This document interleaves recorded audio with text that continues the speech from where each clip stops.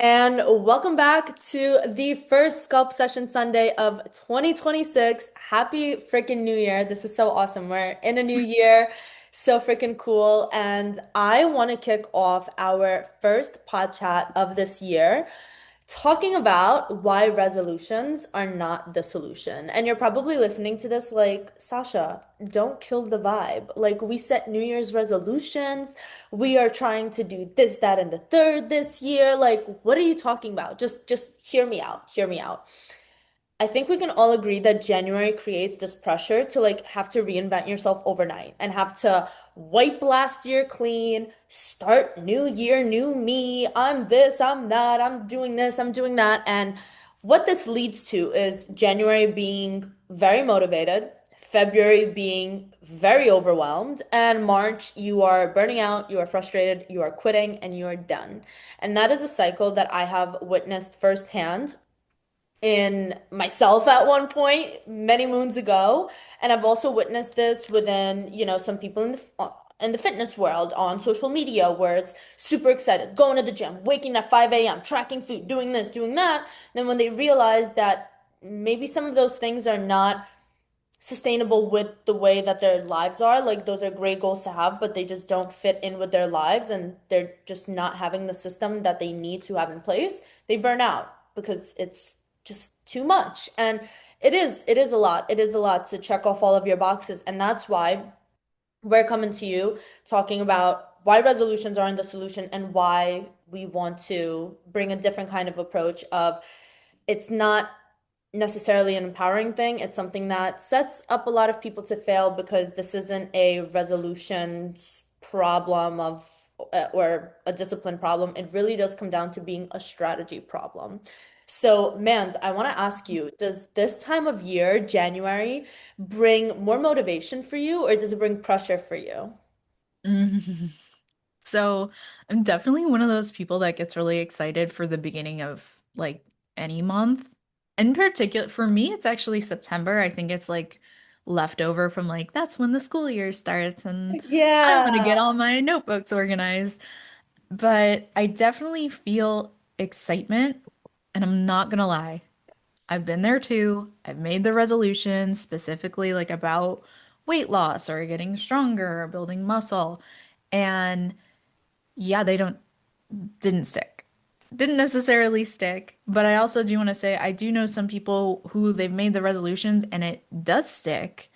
But to what you're going to be talking about, it's because they did the proper planning to actually have structure and systems in place to make sure they're successful. But whenever I feel that January coming around, even having not been successful with physical changes in the past from resolutions, I get excited, but it's something that I've reframed. I don't really do resolutions as like Colin and I will sit down on the 31st and we sit there and we do like these are our personal goals, these are our health goals, these are like business goals, these are our like couple goals.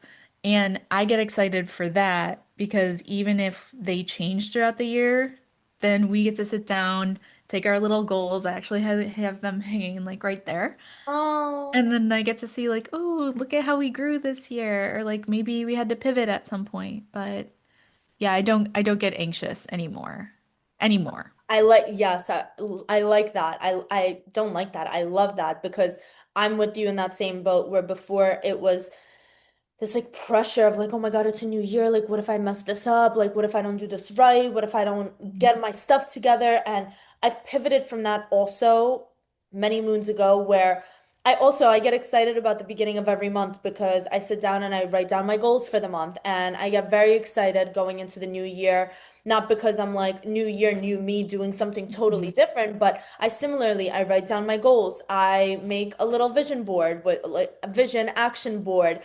I like to think about things that I want to get done in the year because it gives me a more sense of a direction. Like I have a sense of direction and I know the direction that I want to be moving in, but it reminds me of why I want to go there. It gives me more Mhm. tools. It gives me more ideas and more things to think about of like how am I going to get there? And that leads me to why resolutions feel good in in the moment, but why they don't work. And the psychology behind it is because resolutions are outcome focused.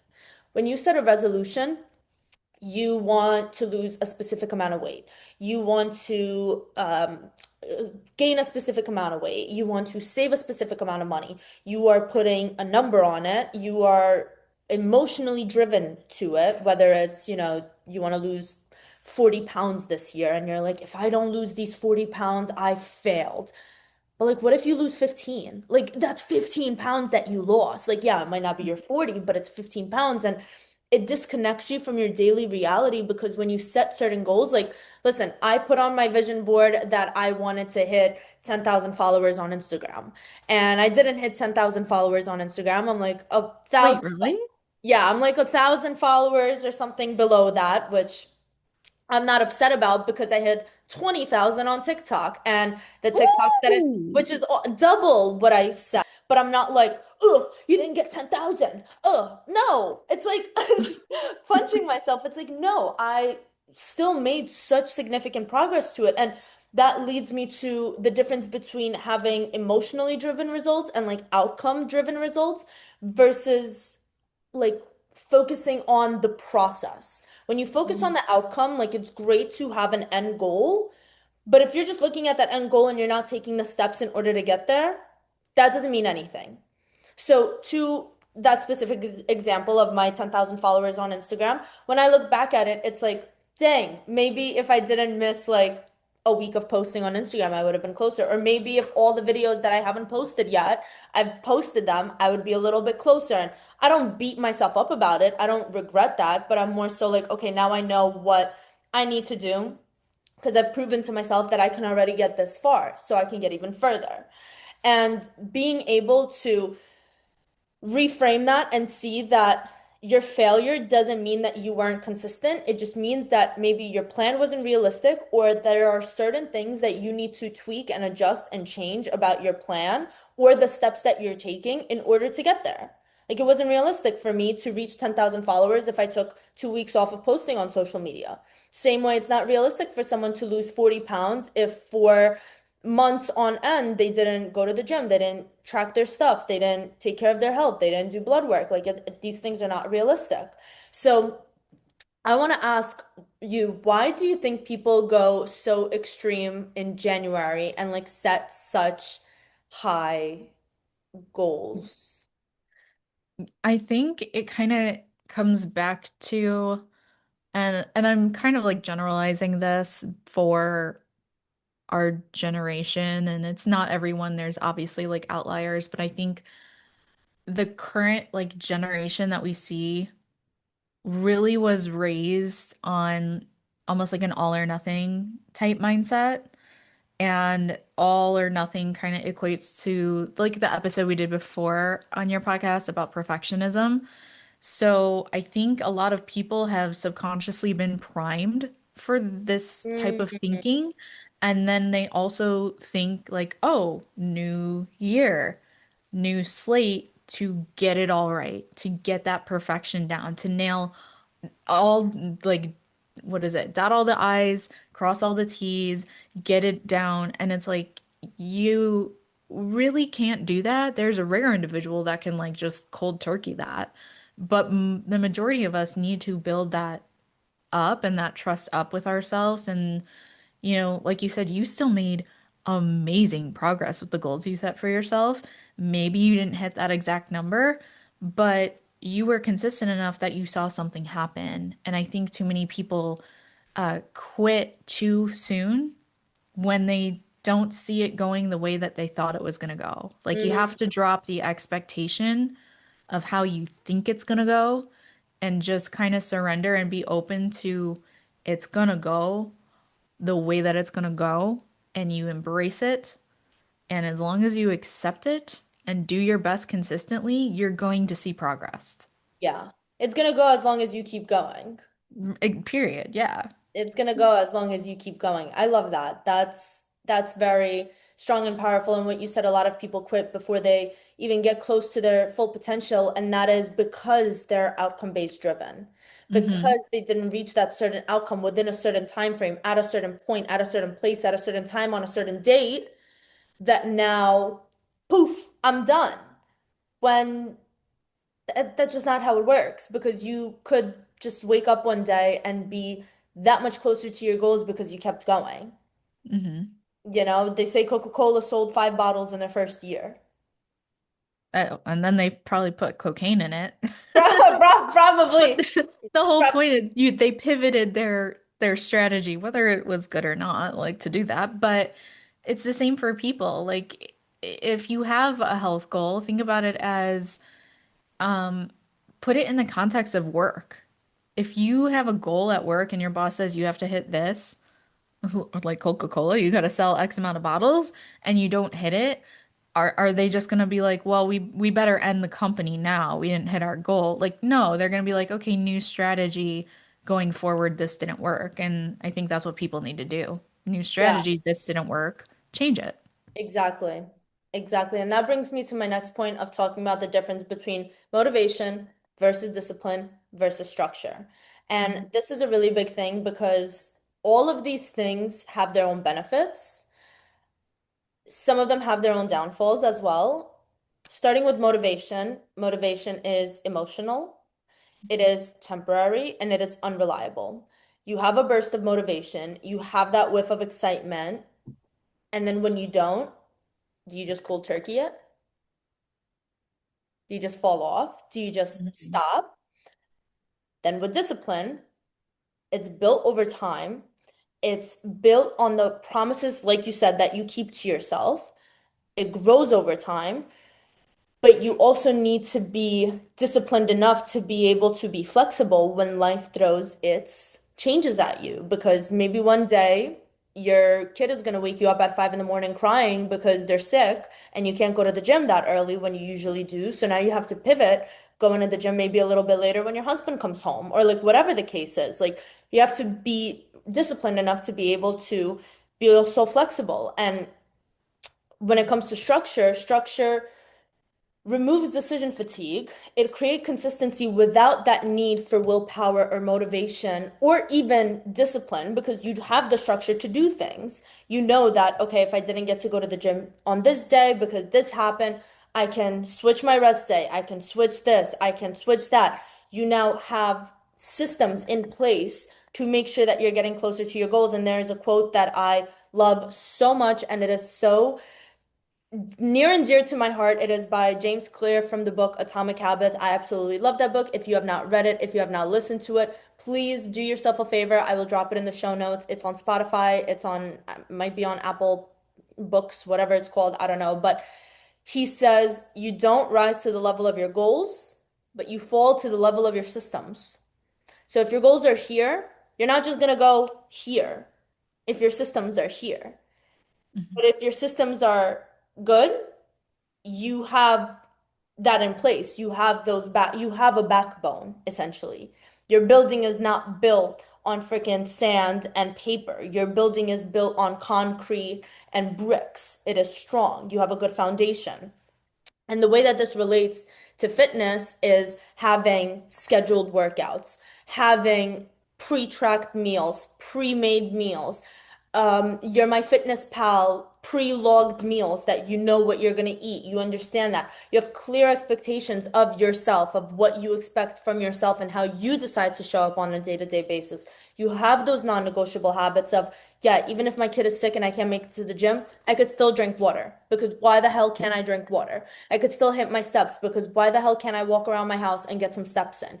You still have those clear things in place. And Mans, I want to ask you, I know you're a very structured person, just like myself. Like you are very organized. I think we can all see that with your bulletin board in the back and it's the way that you think and the way that you speak and the way that you act. And I want to know, how has structure changed the way that you show up for yourself? Tremendously. Like That's I it. That's tremendous. it. That's it. That's all I have to say. No more comments. No more questions. Can I Next. please know, how has structure changed? This was supposed to be a mic, but it's Yeah. not. Okay. Structure has changed everything. I used to be the person that would come home from work and directly sit on the couch because I earned it. I deserved this. It was a long day. And I spent year after year after year getting super frustrated that I wasn't my body wasn't changing, which is absurd because I wasn't doing anything to change my body like consistently because I didn't have structure. I would willy-nilly.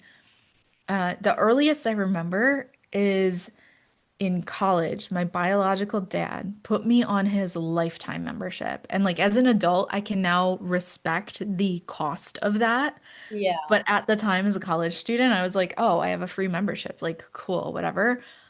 I would go every now and then, and I literally would just walk on the treadmill. And that's not to say that walking on the treadmill is bad. Love a good walk. But that's the only thing I would use that membership for. I missed out on so many opportunities to get closer to my goals because I wasn't consistent and I was just like, oh, I didn't have structure, I didn't have a plan. And then I would just be like sad. I was a sad girl. I'd be like, why is none of this working? When the reality was there was no system, there was no structure, there was nothing to be working because Yeah. it was just willy-nilly.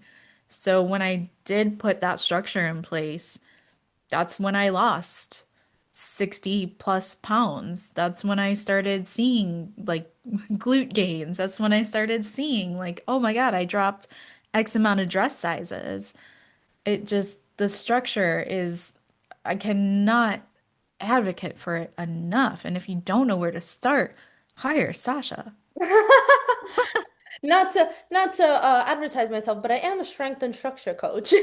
That's what I'm saying, girl. Like And if you're gonna be new year, new me, get a Sasha for your structure and then you will see the new you on the new year. thank you, Mans. And I want to say that wasn't, I didn't come up this way. I didn't come up Mhm. this structured person. And when you just mentioned that membership at the gym, it's so funny because I had a gym membership. The gym was a 10-minute walk from my house. It was, my mom was paying for it at the time. She was paying for it on a month-to-month basis. I remember she paid for it for a year. And then I get a phone call from her and she's like, Sasha, yes. How many times have you gone to the gym this year? I was flabbergasted because I was like, five, six, maybe. I couldn't even count on my hands how many times. I couldn't think how many times I went Mhm. because it was so so small. And I had the resources. I had a gym membership that was being paid for me because I had that excitement. It was actually like a new year kind of thing that I like wanted to start Mhm. going to the gym. She canceled it. She was like, I'm done paying for this. And granted, it was like 15 bucks a month, but it still added up a decent Mhm. amount. And I remember a couple months went by, and then I just had this moment where I was like, no, I'm sick of my shit. Nothing's changing. I was sad. I'm like, I'm so frustrated because nothing is changing. I'm not doing anything different. And I had these thoughts about myself of like, I'm not able to get there. I'm lazy. I'm not structured. I'm a procrastinator. I wait, like I don't get things done. Like I had this like identity belief about myself. And it not like literally nothing changed until something changed. And I remember calling my mom saying, I'm gonna get a gym membership. She was like, yeah, yeah, here we go again. Like you're not gonna go. Like very, we've seen this rodeo before. And I don't blame her for that. I don't blame her at all because I spent her money and didn't do anything. And I got a gym membership at this gym that was an almost 20-minute drive away from my house. It was $55 a month that I was paying Ooh. for out of my with my own pocket. And that was when I made it a thing. I was like, if I'm going to do this, I'm going at least 3 times a week.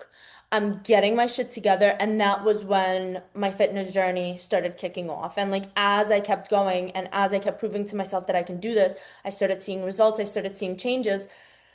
But the biggest shift was the way that I thought about myself and the way that I spoke to myself and that identity-based change that I had within myself. Like that is the shift. That is what takes you from just having New Year's resolutions and wanting to do something different to actually doing different because your identity shapes your behavior and your behavior reinforces your identity. So if you're constantly telling yourself, I'm a procrastinator, I need to lose this weight and I can't, and I'm this and I'm that, that's going to shape your behavior because those are the things that you believe about yourself. Those are the things that you believe to be true about yourself. Versus if you start telling yourself a different story of, I am someone who is training consistently. I'm someone who is going to be planning ahead. I'm someone who is losing this weight. I'm someone who is doing the damn thing. You now create a different version in your mind of yourself for yourself. And this can look like, I feel my body even when I'm busy. I Mhm. show up imperfectly. I don't skip my workouts. I don't put myself second. I like it doesn't have to be this huge shift of I'm losing 25 pounds. It can just be I am going to the gym. I am someone who goes to the gym. I am someone who does the things that I say that I want, that I plan to be doing. And having that identity about yourself and like creating that shift for yourself keeps you committed even when the results are slow. Because the reality is you're not going to see all of your goals come to fruition within a month of being in a fitness program, within a month of going to the gym. It doesn't work that way. Like you could see really great progress, you could see really great results, you could start building really good habits and routines and structure, but you're not going to drop 40 pounds in a month.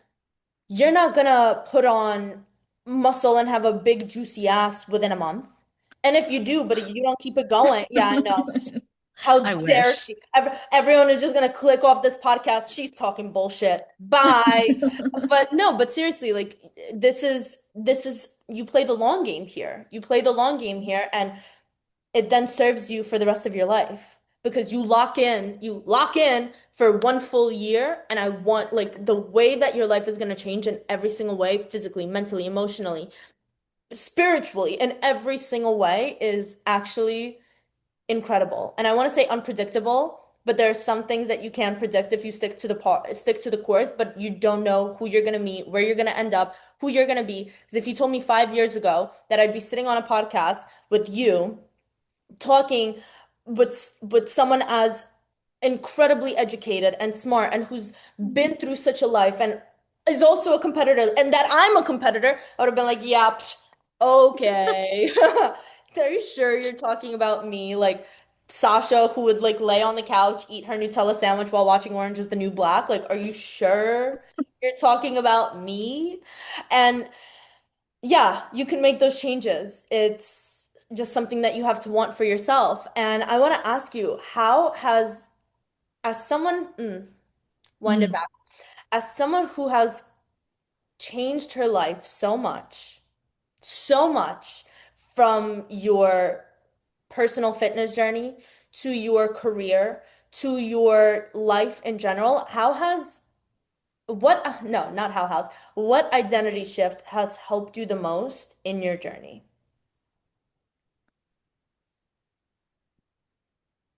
That is, sorry, I'm like buffering because that is such a good question. And I honestly don't think it was one identity shift because, like how you're relating that 5 years ago, if you had asked yourself if this is where you'd be like, oh my God, get out of here. That's not true at all. I look back and I have so much love, I have so much appreciation for the girl and the young woman that I came from, that I used to be. But I have times, and I know I've told you this before, well, I'll read an old diary entry and I'm like, I don't know her. I do not know her. Like That's I how I feel when remember, I look at pictures of myself when I was like blonde with huge eyelash, like huge fake eyelashes and like wanted to be a cardio bun. Yeah. yeah, it's not one identity shift for me. I've had several identity shifts. And I mean, the main one, I guess if I had to pick one that started the whole cascade That's effect what I want. of me getting healthier, of me changing jobs, of me having more aligned relationships, was I grew up being told by everyone else, you're fat, period. You're fat, you're chubby, you're big. I was always the fat girl, quote unquote, in the class.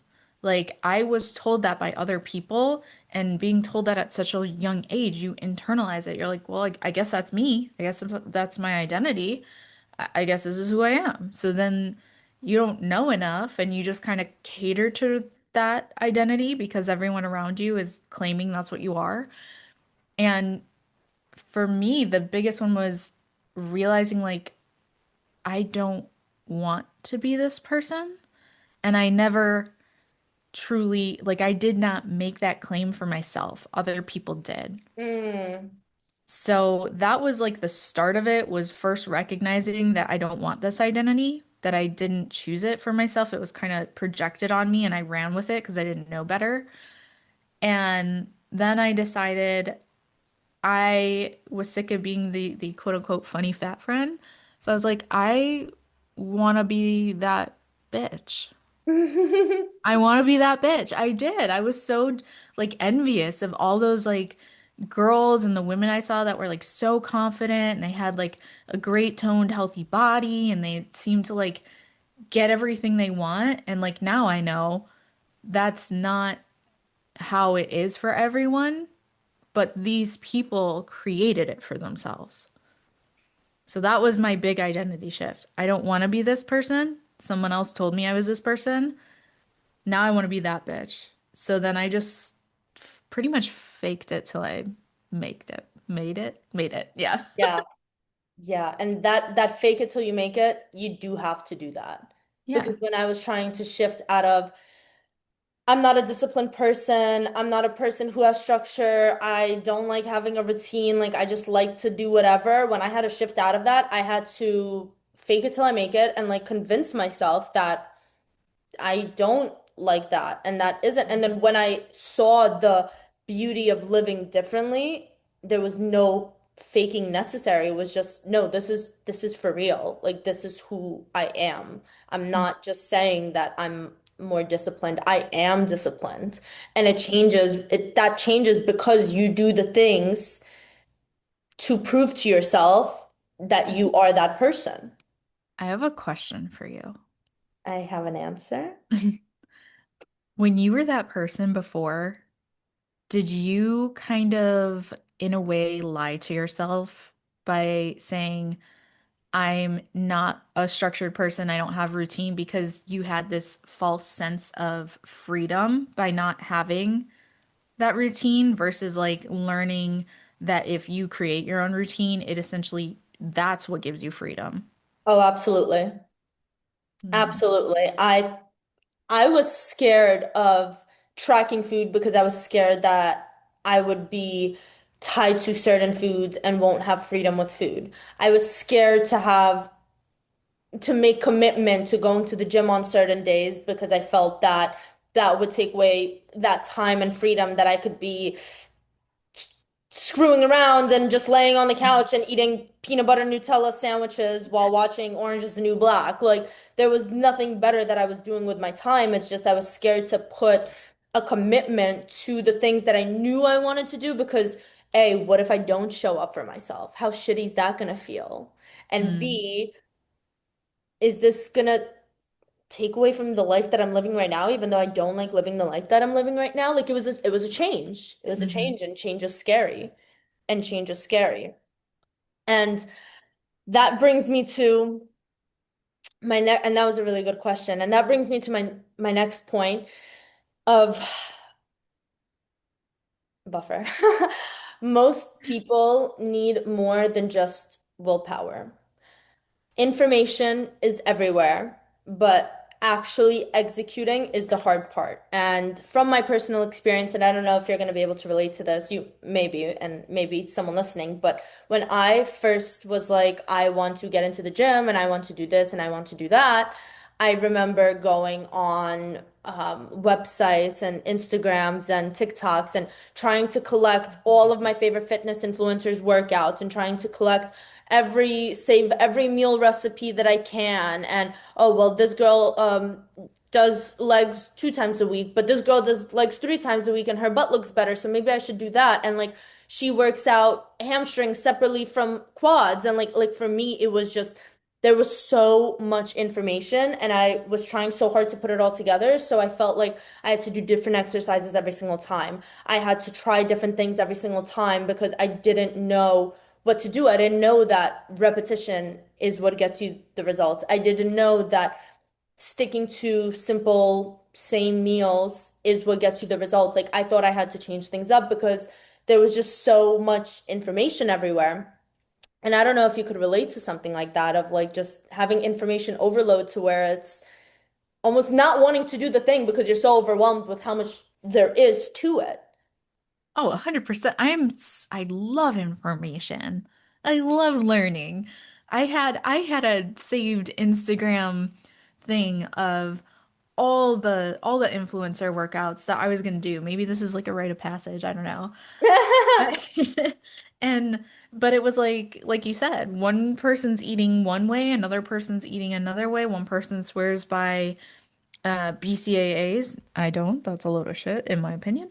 But then another person saying you don't need this amount of protein, you need this amount of protein. I'm like, okay. I guess I'll do what this girl's doing because she has brown hair like me. Like there was literally, Yeah, I there didn't was even know what to do. no, exactly, exactly. And I feel like a lot of people struggle because they struggle in the decision making. I know that I do. Like, if I had too many options, I would almost be like, screw all of it. I'm not doing any of it because there's too many options. I don't know what to choose from, so I'm done. Like, that's it. Hands up, thrown up. And I feel like a lot of people struggle with that decision making, the not having accountability, the emotional responses that come with making changes in your fitness Mhm. journey, like seeing the scale changing, body image, what a bad week looks like, and how to go about it. And that's where coaching comes in. And when I hired well, I feel like I did so much research that I became my own coach. And when I wanted to take it to the next level, I hired a coach. And then when I wanted to take it to a level further than that, I hired another coach. And here I am working with another coach and not going anywhere because I love her tremendously. And that was a big reason as to why I became a coach was to help women not have to struggle with the ocean of information that is out on the internet that is just people sharing what works for them that wouldn't necessarily work for said woman because Mhm. everyone's body is different, everyone's life is different, everyone's schedule is different, everyone's routine is different, everyone's needs are different. And that's where coaching comes in because coaching that provides clarity, it provides structure, it provides feedback, it provides perspective, and it's so important. And something that I wish I told my younger self is you don't have to do it alone. And if you are doing it alone, it is so beyond hard to see your blind spots when you're doing it alone. And Mhm. blind spots in the sense of it's hard to see your mistakes and or it's hard to see your wins. The wins, for sure. Hard to see your wins. And I noticed this in my clients who are like newer to the team where they're like, oh, I don't think I've made this much progress. And I don't think like this week and it wasn't that great of a week. And I'll ask them like on my check-in form, did you drink your water? Yeah, I drank my water. Did you hit your steps? Yeah, I hit my steps. I had a little bit of a stressful week, so I skipped a workout. Okay, but it's a win because a month ago you wouldn't have drank your water. A month ago you wouldn't have hit your steps. So a win is still a win. And that's something that it's difficult to see when you're in it yourself and you have such high expectations for yourself. And you have the high expectations for yourself because you set resolutions that are emotionally driven and outcome driven resolutions. So when you're not hitting them to a T right then and there, it's difficult for you to swallow that pill. And Mm. that's where reframing January and focusing on goal setting rather than outcome set, like rather than only outcome setting, goal setting, and may I add action setting. Because it's one thing to set goals, it's another thing to set the actions to back those goals up. And I just want to remind everyone that January does not need to be an extreme. Yes, it's exciting. Yes, bank on the fact that you are excited and that your gears are going and that you're freaking hype, but you don't need to have a perfect start. You don't need to be this perfect version. If you struggle with perfectionism, we've done a podcast a couple weeks back talking about perfectionism and how it's the killer of progress. So I'll link that in the show notes as well because that is a really good listen for anyone who is struggling with this perfectionism mindset. What you do need to do is set yourself one, two, three, one two, three, well, one, two, or three non-negotiable habits that help you create that consistency, that help you build that momentum, whether it's slowly, whether it's whatever the case is. You're still building it up. You're still taking votes for yourself and the person that you want to become, and that gives you the opportunity to give yourself also then grace without quitting. And I want to ask you last and final question, and that is, what advice would you give someone who is already feeling behind this year? Whether they're listening to this on when it airs, January 4th, or whether they're listening to this on February 1st, or like what advice would you give to someone who already feels behind this year? Says who? That's my question whenever someone says I'm behind. Like, says who? What timeline are you putting on this? What are your goal markers for that timeline? You're not behind. If you don't start, you're not going to get anywhere. And if you don't give yourself some wiggle room as you're in that growth phase, and when I say growth phase, I mean when you're learning a new habit or a new routine, you're not going to stay on schedule. Just like any work project, it's rarely going to end on the deadline date that's set. You have to give yourself a little wiggle room to adjust to the process. So if somebody were like, I feel behind already, be like, as long as you keep doing stuff, you're not behind. You are perfectly on time. Yes. Yes, that's perfect. That's Mhm. perfect. That's such a good place to wrap this up. And as a last reminder, resolutions are not a bad thing. They are just incomplete. They are not the full picture. So you want to set resolutions? By all means, go ahead, set resolutions, but also set action and action-based steps that you can take in order to accomplish your goals, the things that you want to resolve, the things that you want to change. And I want to leave everyone off with saying that don't chase motivation. And instead of chasing motivation, focus on building systems that support the person that you are becoming. Not the person that you are hoping to become, but the person that you are becoming. Because we're shedding those shitty identity layers that and bad beliefs that you've set on yourself for absolutely no good reason. And you are becoming this person because that is what you want, because that is what you're working towards, and because that is what you're capable of. So, like Mandy said, you are not behind. You are right where you're supposed to be. And if you feel like you should be doing more, you are more than capable of doing more.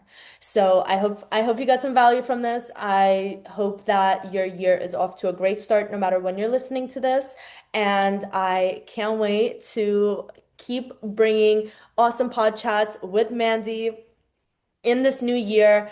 Please like, comment, subscribe, drop below a habit that you are bringing into 2026 that you are going to either, you know what, either a habit that you're bringing into 2026 or a new identity that you are adapting. Adopting. Adapting, that you are taking on in the new year. Um, Any support towards this podcast helps the podcast grow. As always, we are so, so excited to hop on here and share our information, our lives, coach you through essentially whatever the topics are. So I hope this was a good one. I hope you guys enjoyed this. And yeah, Mans, do you have a final word? No, I'm just excited for 2026. You're the horse. All good things coming. Yes, yes, I love that. All right, guys, thank you so much for tuning in to another Sculpt Session Sunday. We will talk to you real soon. Bye.